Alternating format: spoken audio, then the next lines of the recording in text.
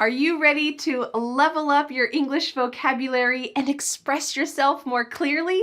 Well, today I have some good news. You are about to learn 15 important English phrases for daily conversation. A few weeks ago, you saw this English lesson where I played Uno, a card game, with my oldest son, Theo. In that conversation, we used some important daily life expressions that I want you to be able to use clearly and smoothly and easily. Today, we're going to break down those 15 expressions and go over them so that you can add them to your knowledge and use them the next time you speak. Hi, I'm Vanessa from speakenglishwithvanessa.com, and like always, I have created a free PDF worksheet for you with all of today's 15 key daily life expressions, definitions, sample sentences, and at the bottom of the worksheet, there is something special for you. It is a little quiz to test to see if you really understand these 15 important expressions. So you can click on the link in the description to download that free PDF worksheet plus the quiz today. Let's get started with our first expression for daily life, and it is this one. I'm going to show you. But in the conversation, do you think I said it like this? I'm going to show you. Nope. Instead, I used an ultra reduction. I cut down this phrase so much, and I said, I'm show you. Whoa. So the word going to, this phrase to talk about something that you will do in the future, I'm going to do something, can be reduced in several ways. Sometimes we say, I'm gonna show you. Or we could cut off the G and say, I'm gonna show you. Or you could do the ultra reduction, which I used, and just say, I'ma show you. I'ma show you. Obviously, if you're speaking slowly, I'ma show you, it doesn't work. This needs to be in fast daily life conversation. So you could say, I'm going to show you how to bake a cake, or I'm gonna show you how to bake a cake. I'm show you how to bake a cake. I want you to see how this was used in the original context in the conversation where I was playing Uno with my son. Listen carefully for that ultra reduction. I'm show you. Let's watch. One card in the middle, okay. And then I will do. All right, you shuffled, and now I'm going to show you another way to shuffle too. Yeah, I know what it is. What is it? This. The next phrase for daily life is let's go, let's do it. Together, this is the ultimate enthusiasm. Let's go, let's do it.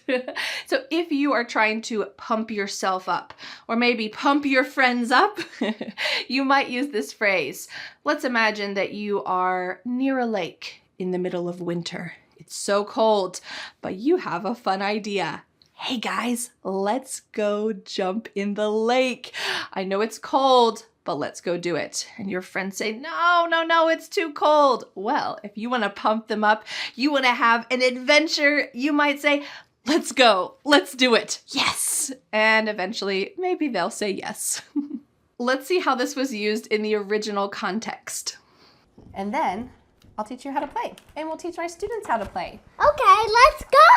Yeah, try not to touch the microphone Let's because go! Let's be too loud. Let's do it! Let's go! Let's do it! Let's do it. Okay, now I have shuffled. The next two phrases go together, and they are specific for playing with cards and card games. They are to shuffle the cards or shuffle the deck and to deal the cards. Before you play any card game, you need to shuffle the cards. This is simply mix the cards up so that there's no cheating involved. You need to shuffle the cards and then you need to deal the cards, which means to give the cards to each player. You might see a phrasal verb used instead to deal out the cards. Both of these are perfectly acceptable. You can say, I'm going to deal the cards, or I'm going to deal out the cards to each player, for example. Let's see how this was used in the conversation. Now I have shoveled the next step. The next step is The to next step is to deal the cards. deal the card. Yep. The next step is to deal the card. How many cards do you think each of us will get? What do you think the rules say? Just guess. I don't know. Like 2, 500? 500. 500! The next important expression for daily life is supposed to. Notice the pronunciation. Supposed to. It's not supposed to. Instead, we kind of cut off that ed and just say supposed to. Supposed to. So in the conversation, I said, you're supposed to start with the other person. You shouldn't give yourself the first card because maybe that will be considered cheating. So you're supposed to deal the other person first. This is something that is recommended, maybe even required depending on the circumstance. So if you're baking, you might say, you're supposed to let the cookies cool for 5 minutes before you eat them. I know it's going to be the longest 5 minutes of your life, but this is something that's recommended, required in this situation. You should let the cookies cool, or you're supposed to let the cookies cool. Let's watch the original clip. So we each get 7 cards. So I'm going to start with you. I think you're always supposed to start with the other person. So we'll say 1, 1, 2, 2, 3, 3, 4, 4, 5, 5, 6, 6, 7, 7. Okay. The next important expression for daily conversation is a phrasal verb, to lay out something. We can split this phrasal verb and say lay it out, and that's how I used it in the conversation. Because this was my son's first time playing Uno and children's hands are kind of small, it's a little hard for them to hold a lot of cards, I recommended to him to lay the cards out on the table. Yes, I could see them. This was not the perfect game of Uno because we could see each other's cards, but he was just learning. So I said, lay them out on the table. This is kind of displaying the cards. Let's take a look at that clip so that you can see how we used it in the conversation. So can you turn over your cards and lay them out on the table? Okay. Usually when you play this, you keep your cards hidden, but because this is the first time we're playing, let's put them out. And that way too, our students can learn how to play. The next important expression for daily life is a wonderful one. How about, oh, this is a great way to make a suggestion. You can use this in all areas of life. In the conversation where I was playing Uno with my son, I said, how about you go first? Okay, I'm suggesting that he lays down the first card. Most of the time, this is used in just a neutral way. If you say, how about we eat dinner and then have cake later? Okay, this is your suggestion to eat dinner first and then have cake. But there is a way that this expression could be used sarcastically, which could be seen as a little rude depending on the context. So let me give you an example. Remember that moment where you were walking beside a lake in the middle of winter and you wanted to jump in? Well, one of your friends who has some common sense might say, how about we don't jump in the lake? So he's trying to give this suggestion politely, but also being a little bit sarcastic at the same time. How about we don't jump in the lake? It kind of feels like your idea is pretty stupid. Let's not do that. How about we don't jump in the lake? Of course, if you're with a group of friends, and obviously this idea is a little crazy, then it's okay to use this, but you wouldn't really want to say it with that tone of voice to your boss. If your boss says, hey, we're gonna have a meeting at 3 o'clock, maybe you're super busy that day and you have no time for meetings, do not tell your boss, how about we don't have a meeting? Not a good idea. Instead, there are more polite ways to express that. You might say, I have a lot going on today. Could you give me the notes for the meeting when it's finished? Okay. This is much more polite in a work setting. There's also a fun fixed phrase that you might hear people use with this expression, how about. The fixed phrase is, how about we don't, and say we did. So if your friends think, well, it's a pretty crazy idea to jump in the cold lake, someone might suggest, how about we don't? You don't need to finish the phrase and say, don't jump in the lake. We just say don't. How about we don't? And we say we did. So you tell all the other people, guess what we did? We jumped in the lake. They'll never know. They weren't there. So you can use this fixed phrase. I guarantee you will hear this in movies and TV shows when there's some kind of foolish idea, usually. How about we don't and say we did? So you're trying to find some kind of equilibrium. You don't want to do it. They want to do it. But maybe you could just lie and say that you did it anyway. Very silly. All right, let's watch the original clip so that you can see this in the original context. So what we're going to try to do is we're going to try to match this. So how about you go first? Do any of your cards have the same color or the same symbol? Same symbol. The next expression is happens to. There are a lot of different ways to use the verb to happen, but here we're talking about something that is a chance or a coincidence. I have one card left and it happens to be red. All right, well, it doesn't really matter if it was red, but here we're talking about a chance or a coincidence. Oh, look at this. I have the right color and the right number. It happens to be red. We can use this for a lot of coincidences. So you might say, my best friend's birthday happens to be the exact same day as mine. What a coincidence. We are not twins, but we happen to have the same birthday. How cool. Let's watch how this was used in the original conversation. So now I'm going to look at my cards and see, do I have any red cards or one cards? You have one card. I do have one, and it happens to be red too. Okay, so I'm going to put that down. Now it's your turn. Do you have any red or ones? The next important expression for daily conversation is a great one. I mean, here you're not really clarifying more information. Instead, when you make a mistake, when you speak, you can use this to pivot, to correct yourself. So in the conversation, we said, you have an 8. I mean a yellow. All right, so here's a correction. You're pivoting and not saying, oh, that's not an 8, it's a yellow. You can insert this great expression, I mean. So for me, I could say, I've been married 12 years. Wow, and this year will be 13. So I am correcting myself. I've been married for 12 years. That was my mistake. 12 years, and this year will be 13. All right, let's watch how it was used in the original conversation. I don't have any 8s or any yellows. You have it. I mean yellow. I have a yellow, that's right. So I'm going to play the yellow card. It's a 7. The next expression for daily life is get to. You get to choose the next card. I get to go on vacation.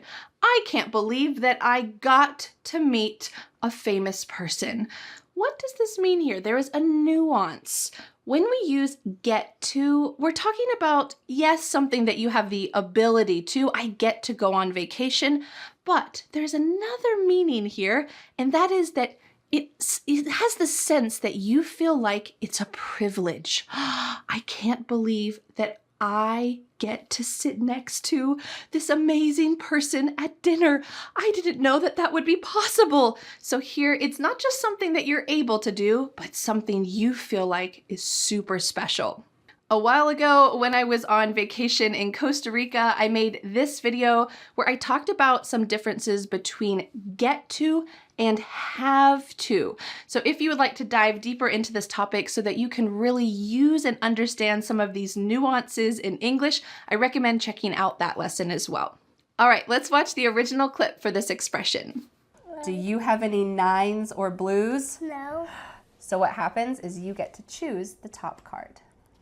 Turn it over. What is it? Blue. Oh, you got lucky. Okay, so you can play that card. A blue 9. Whew.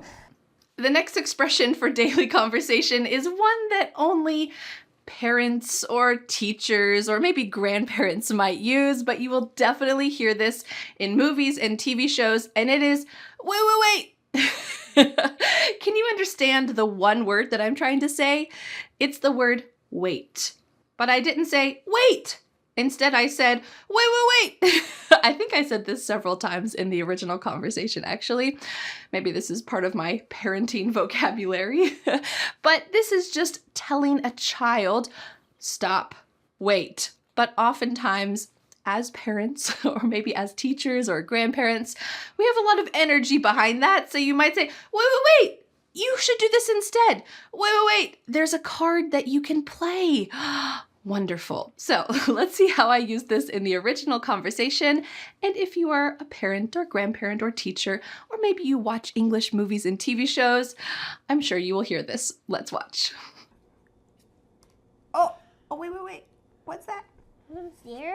Zero can match, so you change the color. And I'm gonna play an 8. The next important expression for daily conversation is actually kind of a grammatical rule, and it is none versus no. Take a look at these two sentences. I have none, or I have no cards. Are both of these correct? What do you think? Well, the answer is yeah, both of these are correct, but we're going to use none and no slightly differently in the conversation in a sentence grammatically, but it's going to have a similar meaning. So let's take a look at another example. You could say, none of these shirts fit me, or you could say, no shirts fit me. All right, so let's take a look at the first one. None fit me. That's the main part of the sentence. None fit me, and none is being used as a noun. It is the subject of the sentence. None of these shirts fit me. And in the second sentence, we have no shirts fit me. Here, the subject of the sentence is not no, it is shirts. Shirts fit me. But we're going to add the word no as an adjective to describe shirts. So they function slightly differently in the sentence, but in the end, the sentence is going to have a similar meaning. Let's take a look at how this was used in the original conversation. Well, Oh my goodness, I have so many cards. Because I have none. Yeah, but you played this, so it means that my turn's next, and I don't have any greens. Oh, now I do. The next important expression for daily life is a fun phrasal verb, to go back to. So let's imagine that you are living far away from your parents, but once a year for the holiday season, you go back to your parents' house and celebrate the holidays. Maybe this is a really special, warm time for you to be able to see people that you love. So you might say, I can't wait for next month. I get to go back to my parents' house and just spend time with them. Notice that I also used get to. We're talking about something you're able to do, but also something that you feel is a privilege, something you are excited about. I get to go back to my parents' house. Wonderful. Let's see how this was originally used. Your turn. Do you have a yellow? Oh no! Oh, okay. All right. So now it goes back to your turn because this is a reverse. So can you play? The next expression for daily life is, why don't you? And this is another way to ask a polite suggestion or question. So in the conversation, I was asking Theo if he understood the rules. I said, why don't you want to pick up 4 cards? Because I wanted to see if he understood that picking up more cards means that you're probably going to lose the game. And it was quite interesting because in the video, that was the first time he had ever played Uno. But later that day and the next day and the next day, we played Uno again, and he was so fast, he got it. He even understood some strategy. So here, just for the first time that we played, I wanted to see if he could understand the rules. Why don't you want to pick up 4 cards? Tell me, what's the reason why you don't want more cards? But we can also use this expression in other instances as well. You might say, well, if you don't want to miss the appointment, why don't you set 2 alarms? The suggestion here is, why don't you set 2 alarms instead of 1? You don't want to sleep in through 1 alarm. What if 1 alarm doesn't go off? What if there's a problem? Okay, why don't you set 2 alarms. This is a very polite suggestion. All right, let's watch the original clip. And a black card you can play anytime. You don't have to match the color. So do you want to play that and then I have to pick up 4? Why don't you want to play? 1, 2, 3. Why don't you want to? Because I want to get rid of all of my cards and that's how you win. So if I have more cards, I can't win. The next important expression for daily life is otherwise. Otherwise. Are we talking about something that is wise and intelligent? Nope. Let's take a look at how it was used in the original conversation. Oh no! You go again. So you have a black card or a red card you can play. Black card. Oh, but you know which one that is? We switch hands. Not going to. Okay. Or what? Otherwise, you have to pick up a card. Okay, keep picking up. I said you can play that card, otherwise you have to pick up a card. So we could substitute or else. So on the other side, this is your other option. Otherwise, you have to pick up a card. So he's got 2 choices. He could play that card, but if he doesn't play that card, otherwise, you're gonna have to pick up one. Or in your daily conversations, if someone tells you, oh, hey, can you give my friend a call and invite her to the party too? Here's her number. And they start to tell you her phone number. Well, for me, I'm terrible at remembering things like this. So for me, I might say, wait a minute. Let me write that down. Otherwise, I'm going to forget. Let me write that down. Otherwise, I might forget. So we've got 2 opposites. I should write it down. That will help me remember it. And I will forget. And we are linking them with this beautiful phrase. Otherwise, I might forget. Our final important expression for daily conversation is this one. Or do they?